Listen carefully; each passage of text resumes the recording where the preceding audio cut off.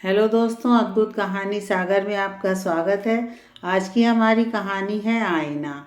अनुपमा ने रिद्धि के मुंह में एक लड्डू डालते हुए कहा, अरे रिद्धि, तुम्हारी सगाई हो रही है।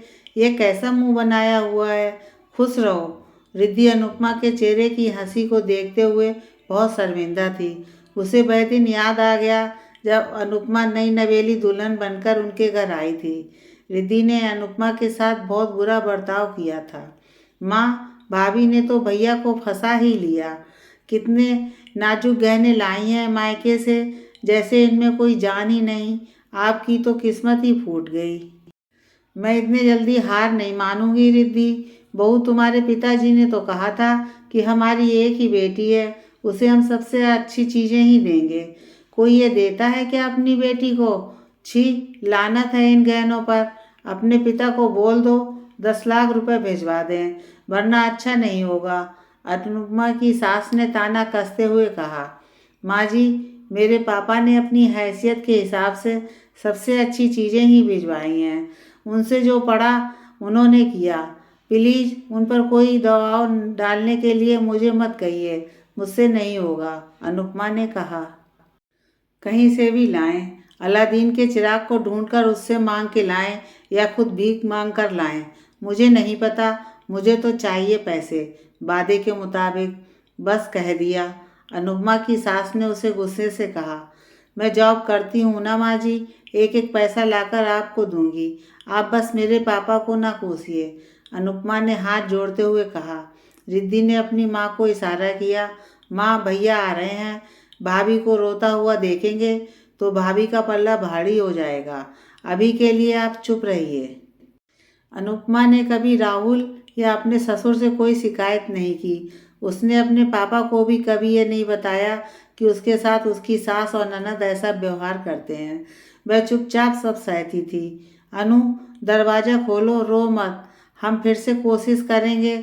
मुझे तुम चाहिए हो बस, और कुछ नहीं, राहुल ने कहा। शादी के 3 साल बाद भी अनुपमा माँ नहीं बन पा रही थी। उसे रोज़ जिस मानसिक स्थिति से गुजरना पड़ रहा था, कहीं ना कहीं यही उसकी वजह थी, क्योंकि डॉक्टर ने सब कुछ नॉर्मल बताया था। शायद माँ जी सही कहती हैं राहुल, मैं नकारा हूँ और शायद साबित भी, तभी मेरे साथ इतना बुरा हो रहा है। अनुपमा ने रोते हुए कहा, ऐसा मत कहो अनु, इसमें तुम्हारी कोई गलती नहीं। मेरी माँ को तो एहसास भी नहीं कि उन्हें कितना नायाब हीरा मिला है, और रिद्धि को तो आग में घी डालने की आदत है। एक दिन उन दोनों को सबक जरूर मिलेगा। मैं और पापा तो जान छिड़कते हैं ना तुम पर। हम दोनों के लिए रोना बंद करो। बच्चा जब होना है हो जाएगा, राहुल ने अनुपमा को संभालते हुए कहा। अनुपमा मानसिक तनाव के कारण अपने 2 बच्चे खो चुकी थी। उसके आंखों के आंसू सूखने लगे थे। उसकी सास और रिद्धि के ताने कभी खत्म नहीं होते थे। आज उसकी सगाई के दिन भगवान ने भी अपना खेल दिखाया। अमित, तुम्हें यही लड़की मिली थी क्या प्यार करने के लिए। इन जैसे लोग अपनी बेटियों को आगे कर देते हैं ताकि एक पैसा न देना पड़े। पर हम बेवकूफ़ नहीं हैं तुम्हारी तरह। सुन लीजिए आप लोग, कहीं से भी लाइए पैसे। अलादीन के चिराग से मांगिए या भीख मांगिए, पर हमारी मांगे पूरी होनी चाहिए, रिद्धि के ससुर ने कहा। हाँ, बिल्कुल पूरी करेंगे आपकी मांगे, बस एक बार पुलिस आ जाए। मैंने सब कुछ अपने फ़ोन पर रिकॉर्ड कर लिया है। आप अब जेल पहुंचकर अलादीन के चिराग से कहिएगा आपको छुड़वाने के लिए। वो क्या है ना, दहेज मांगने के लिए बेल भी नहीं मिलती, सारी जिंदगी चक्की पीसना। अनुपमा की बुलंद आवाज़ सुनकर सब हैरान रह गए। अनुपमा की सास ने शर्मिंदगी में सर झुका लिया। कहीं ना कहीं अनुपमा को एक सुकून भी था, क्योंकि उसने इन लोगों के कारण 2 बार अपना बच्चा खोया था, पर उसे गलत का साथ नहीं देना था।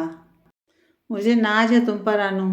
तुमने अपने लिए कभी कुछ नहीं कहा, लेकिन उस इंसान के लिए आवाज़ उठाई जो खुद तुम्हारे दुख का कारण है। राहुल ने अनुपमा के कंधे पर हाथ रखते हुए कहा, मैं भी अगर उन जैसी बन जाऊं तो मुझ में और उनमें क्या फ़र्क रहेगा। मेरे पापा का खून है मेरे अंदर, और उनकी परवरिश है जो मुझे चाह कर भी बुरा बनने नहीं देती।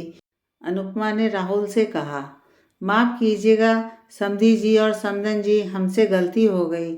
हमें कुछ नहीं चाहिए, बस बच्चों की खुशी में ही हम खुश हैं। रिद्धि के ससुर ने हाथ जोड़ते हुए कहा। याद रखिएगा अंकल जी, हमारी नज़र आप पर होगी। रिद्धि को जरा सी भी तकलीफ हुई तो हमसे बुरा कोई ना होगा, राहुल ने कहा।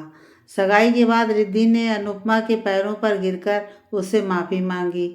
अनुपमा ने कहा, रिद्धि, आज तुम्हारे साथ वही हुआ जो तुमने मेरे साथ किया था। मैं शुरू से ही कर्मा में विश्वास रखती हूँ। मैंने वही किया जो सही था और मेरा कर्तव्य भी था। मेरी तुमसे बस यही विनती है, अच्छा करो और अच्छे की उम्मीद रखो। किस्मत कोई अलादीन का चिराग नहीं कि जब घिसा सब मिल जाएगा। और हाँ, दूसरों के लिए गड्ढा खोदोगी तो खुद एक दिन उसी गड्ढे में गिर जाओगी। जो बोओगी वही काटना पड़ेगा, इसलिए संभल जाओ। अनुपमा की सास चुप थी, वह शर्मिंदगी में एक शब्द ना बोल पाई। पर राहुल के पिता ने कहा, क्यों उमा, कैसा लगा ऊपर वाले का खेल? आज जिस बहू को तुमने बिना बात के इतना दुख दिया, वही तुम्हारे लिए अलादीन का चिराग बन गई।